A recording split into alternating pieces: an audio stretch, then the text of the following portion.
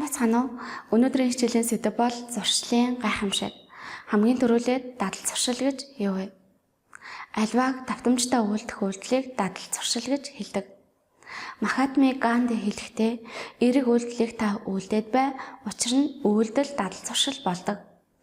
Эерэг дадал зуршлыг эзэмшээд бай, учир нь дадал зуршил өөрийн үн цэнийг бий болгоё гэж хэлсэн байна.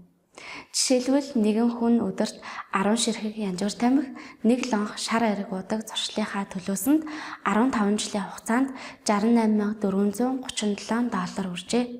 Хэрв тэр хүн энэ тааруухан зуршлаа мөнгө хуримтлуулах сайн зуршлаар солисон бол хүүтэйгээ нийлээд $110,000 хадгаламжтай байх байжээ. Өчүүхэн муу зуршлыг сайнаар солиход үн цэн нь $110,000 хадгаламж байх жишээтэй. Иймээс муу зуршлаасаа бага багаар салж харин сайн зуршлаа нэмэгдүүлцгээе.